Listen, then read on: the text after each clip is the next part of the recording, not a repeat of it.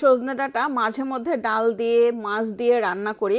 আজকে সজনে ডাঁটা নিরামিষ করব। আর নিরামিষ করার জন্য আমি এখানে প্রথমে আলু সিদ্ধ করে নিয়েছি আর এখন আলুগুলোকে ভেঙে দিচ্ছি, কারণ আলু সিদ্ধ হতে একটু সময় লাগে আর সজনে ডাঁটা সিদ্ধ হতে একদমই সময় লাগে না।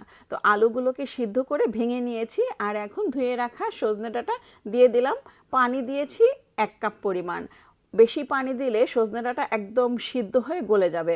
তো একটা টমেটো 4 ভাগ করে কেটে দিলাম। পেঁয়াজ কুচি অল্প পরিমাণ আর রসুন কুচি দিয়েছি অল্প পরিমাণ। লবণ পরিমাণ মতো, হলুদ গুঁড়া, ধনিয়া গুঁড়া এবং জিরা বাটা দিয়েছি, অল্প অল্প পরিমাণ দিয়েছি সব কিছু। এখন নেড়েচেড়ে ঢাকনা দিয়ে ঢেকে দিব সিদ্ধ করার জন্য। আর এই সজনে ডাঁটাটা যখন আপনি নিরামিষ করবেন খেতে এত বেশি মজার হবে।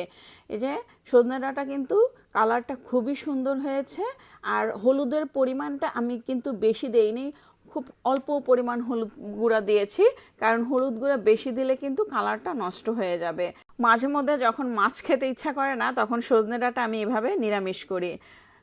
কড়াইতে তেল দিয়েছি, 1/2 কাপ পরিমাণ পেঁয়াজ কুচি, রসুন কুচি আর কাঁচামরিচ ফালি দিয়েছি। পেঁয়াজ কুচি রসুন কুচি ব্রাউন করে ভেজে নিয়েছি। এখন সজনে ডাঁটা দিয়ে দিব, সিদ্ধ করা সজনে ডাঁটা। আর আমি কিন্তু এখানে ঝোল একদমই শুকিয়ে ফেলেছি, মানে অল্প পরিমাণ মাখা মাখা ঝোল আছে। আর এভাবে যদি আপনি সজনে ডাঁটা নিরামিষ করেন খেতে এত বেশি মজার হবে, মাছ মাংস আপনার খেতে ইচ্ছা করবে না। কিছুদিন পর পরই কিন্তু আমি এই সজনে ডাঁটাটা নিরামিষ করি, আমার খুবই পছন্দ। তো যাই হোক, এখন কিন্তু সজনে ডাঁটা অত বেশি বাজারে পাওয়া যাচ্ছে না, তো তারপরও কয়েক জায়গায় পাওয়া যায়।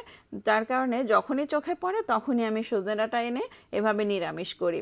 একবার হলেও ট্রাই করবেন, এত বেশি মজার হয় এই সজনে ডাঁটা নিরামিষ। যারা সজনে ডাঁটা খেতে পছন্দ করেন তারা এভাবে নিরামিষ করে খেয়ে দেখতে পারেন কতটা মজার হয়। রেসিপিটি ভালো লাগলে একটা লাইক দিবেন, কমেন্ট করবেন এবং যারা এখনও আমার পেজটি ফলো করেননি প্লিজ ফলো করে দিবেন।